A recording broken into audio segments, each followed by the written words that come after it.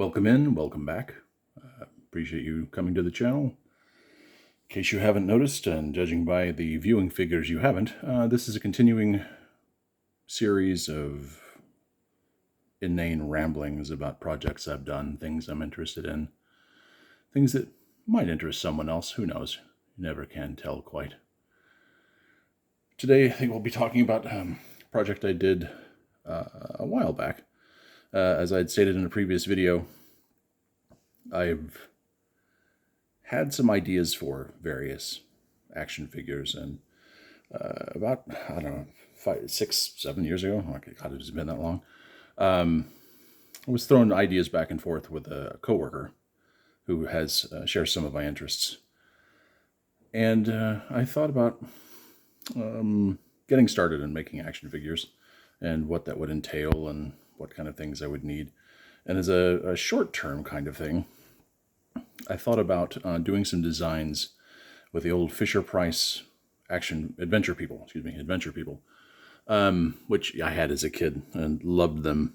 And they're very simple, 5 points of articulation, very solid, very, very posable, very, very solid. They've lasted, as a matter of fact, they've lasted so long. These two, in fact, are ones that I had in my childhood, 8 or 10 decades ago, or whatever that actual time is. So these things were built to last, and I thought it's interesting design. It's not exactly what I wanted for my eventual final product, but I think they were interesting. So in the interim, I made some designs, and I've always been a huge Star Trek fan ever since I was a kid. So I thought, what if I start with some Star Trek figures based on this design? The line itself had some space associated stuff, but never really. The whole thing about Fisher-Price Adventure People was that there were never any named characters per se. And although some of the later ones, like there's an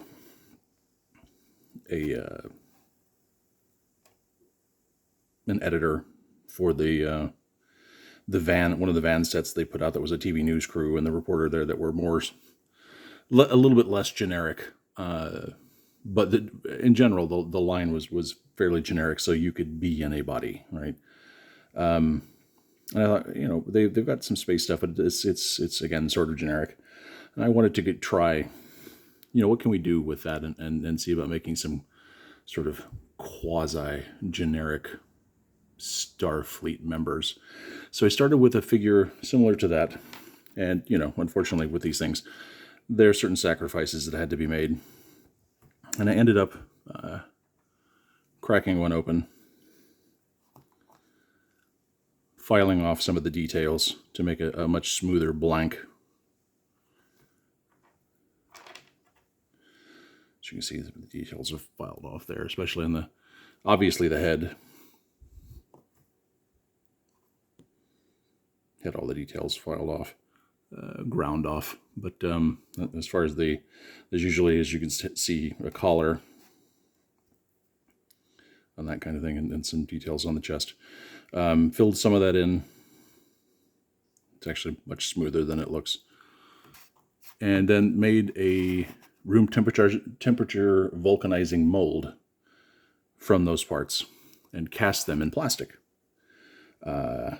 I don't have that mold anymore, but what I do have, as I went through the process, I cast them in white plastic, and then sculpted details over the top of them. Now this went through various phases. Some of them didn't. The boots and legs stayed mainly the same, and the arms went through a little bit of change, as did the torso. That's not very in focus. There we go. So initially, the arms and hands were one piece. Which we have the hands here. Give the man a hand. There we go. Focus, focus. As was the torso. The torso ended up making into 2 pieces, well, technically 4 pieces. What's this? Trust me when I say this actually slides out. There we go. And there are a couple of reasons for that I'll get into in a minute. But initially they were all single piece, which I then created a new mold from those, sculpted an initial head. Now, when I sculpted this head initially, he did not have the beard. That was an addition I made later, just because there was something about the face that I didn't care for. And I believe the beard sort of made that. Although I haven't actually cast this one. I've never made a mold from this one and cast it with the beard. I still need to get around to that.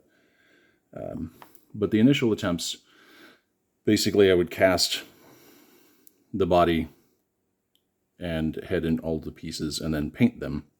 This was my still learning how to cast plastic, basically. So it's all cast in an attempt at appropriate colored plastic, but you know, obviously certain things had to be painted. The hair, the eyes, the eyebrows. That was a weird thing that happened with the casting on the lips. I don't know. Again, I was learning how to do this. Paint the hands, paint the bottom of the torso so that it's not the same color as the torso. I didn't care for that. And the reason I didn't care for that is I hate paint rub on action figures. I hate it with a passion. You see some of these older ones, like the top of his head, because he's very old, has some paint rub where his hair has come off. And my preference was to not have, because, you know, these things rub against each other as they move, was to not have a lot of paint rub. So my next attempt using the same mold, I cheated a little bit. And what I did was, when I put the figure into the mold for the torso, I basically cast the entire torso in black plastic, both sides. Then I came back in and I cut the torso around the waist, put it back into the mold, and then poured the goldish color over that so that it would basically be a single piece. And you can see I also did the same thing with the Delta Shield, where it was a piece that I actually shaved off the other torso and put back into the mold. Did the same thing with the hands. I cast the entire arm in flesh-colored plastic at the same time as I cast the heads so that they would match. And then basically cut almost the entire arm off, put the hands back in the mold, and then cast over it with the gold-colored plastic. And again, I was still learning how plastic works. I'm still learning how plastic works. But this was an interesting experiment. A little bit messier. Some of this is from the spray that I used to try and protect some of the paint. I didn't just spray his head. I sprayed the whole body, and it did some weird things to the plastic. It's an interesting experiment. He's very solid, obviously. I mean, those hands aren't coming off because they're part of the arm, and I appreciate that. But it's not. It was a difficult process, and it didn't achieve exactly the results I wanted. So next up, I started sculpting some new heads, starting with this guy, as we focus on his face. That's supposedly based on a picture of an actual actor from the original series, but it didn't come very close to looking like him. But I did appreciate the portrait, so I continued on with that. I do like that portrait. Cast a number of those up. At the same time, the friend that I was talking to at work that was into what I was doing here, I decided to surprise him by creating a portrait of him and using that for a figure as well, just to surprise him with one, because I thought that would be funny. This is the second version, actually. The first version was not good. It was too large to begin with, and just it didn't come anywhere close to looking like him. Where this is not completely dissimilar. And because I had, extra time, extra plastic, I also sculpted a third one. I've adjusted this one since I resculpted the hair. You'll see in a moment. But yeah, I created a third one. At the same time, I also cut the hands off of the arms to make separate hands. And that's when I cut the torso on both sides to create this separate hip piece. The idea being that I would cast the arms without the hands and the chest and back in department color plastic. And then the hips, legs would be cast in black, and then the hands and heads would be cast in flesh color, whatever color that was going to be for that particular figure. So they ended up turning out something like this. And this is actually one similar to the one I gave my friend in engineering colors, because that amused me, and I thought it would amuse him. As you notice with some of the old Fisher-Price figures, oh, his joints are still so stiff after years, decades, that they have sort of painted on beards rather than sculpted beards. I attempted to do the same thing here, but I think the color's just off. And you can see a little stippling around his mouth because I did that first and hated the way the stippling looked. So instead I went for the classic Fisher-Price adventure person beard, and it's serviceable. His is actually, I believe, painted much better. And I actually ended up making some cards, some actual action figure cards, and putting that, carding this up for him so that he had basically an original carded figure for this. So I had engineering colors, command or navigation, depending on what you want. I also, forgot to mention that, also at the same time, I never got around to making a tricorder, but I did create a phaser that would fit in the hands of a Fisher-Price adventure person. You see those, their hands, the opening in their hands is quite large, so the phaser handle, which is actually a power pack, I believe, had to be quite thick. Cast them all in black plastic. If I were going to cast any more, I might cast them in dark gray plastic and paint the phaser one on top black, just for slightly more accuracy. But again, it doesn't make that much difference. And again, I hate paint rub. I despise paint rub. But you see that the original face casts up pretty well. And the original head, before the changes, as you can see, I made some changes to that one. Looked more like this. I always thought it had a slight, I'm patting myself on the back a little much for this one probably, but I always thought it had a slight Dr. McCoy look, so that's why he's in science/medical blue there. You see the eyes were a little, the eyes were a little off on the original, so there was some work done there. And that's pretty much as far as the project has gotten. I would like to, I'd like to redo some of this, honestly. To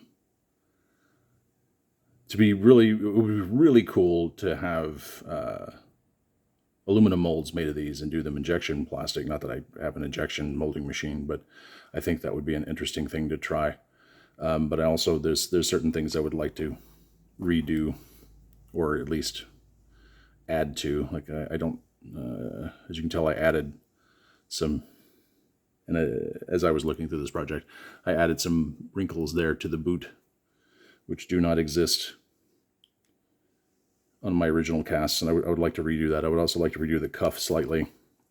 As you can tell, if you've ever watched the original series, the cuff is a little bit more defined than that.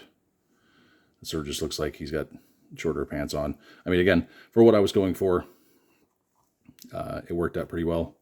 But again, there's things that I would redo if I had the opportunity and the time, which maybe I do, but you know, it's something we'll have to take a look at.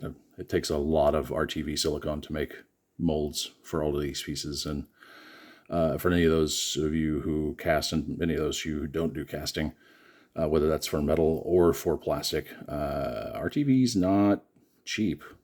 It's not this way to Cheap Street. But, you know, it's one of those things that it can take a while to build up. As a slight bonus, at the same time, I was trying to figure out, you know, what I wanted out of these and where I wanted them to go. And, you know, it's sort of weird, asinine stuff. But I was trying to figure out what crew they would be.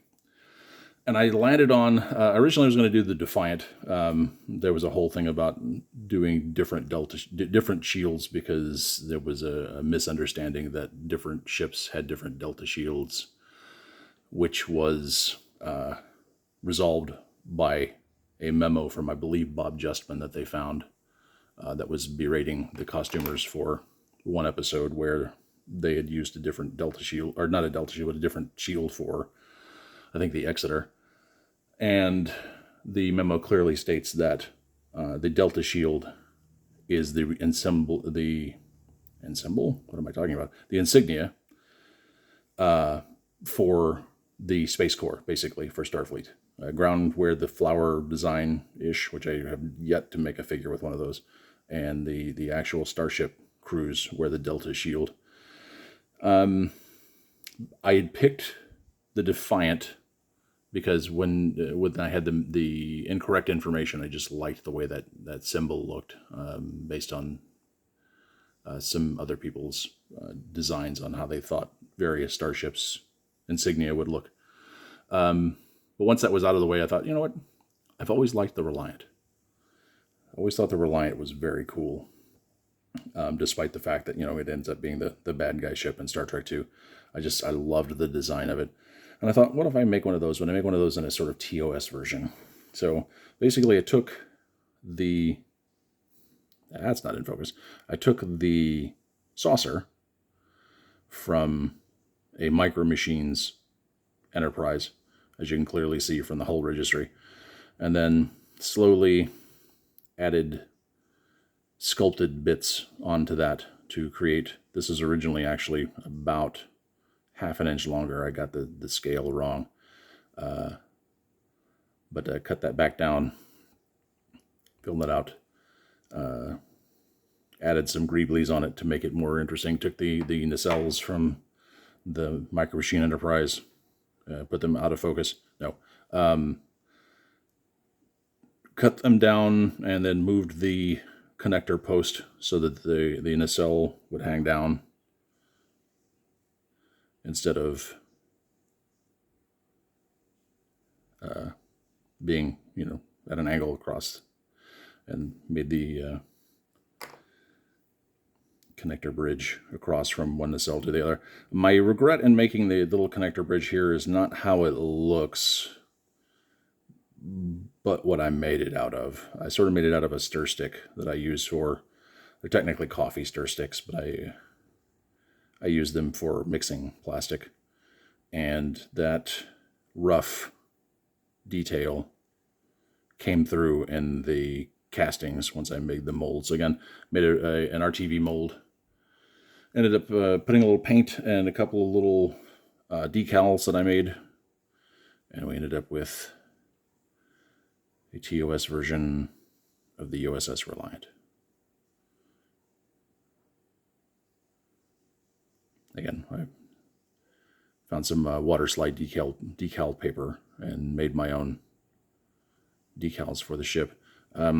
These areas here are a little bit thick, and that was a concession to having to glue it together, which I did not enjoy.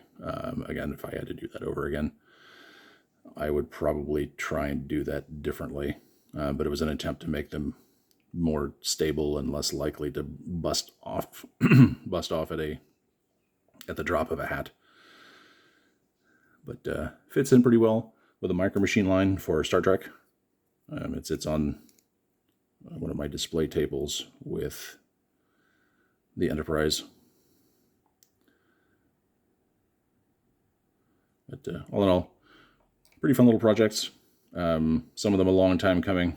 This one not quite as long. Although, again, I did have to adjust the length of the ship body because it was just flat out wrong the first time I did it. But enjoyable little project. I hope you guys enjoyed this. Questions, comments, concerns, insults, leave a comment down below. If you're looking for stuff to wear for Halloween, I've got a couple of things in my TeePublic shop that might interest you. TeePublic shop is linked in my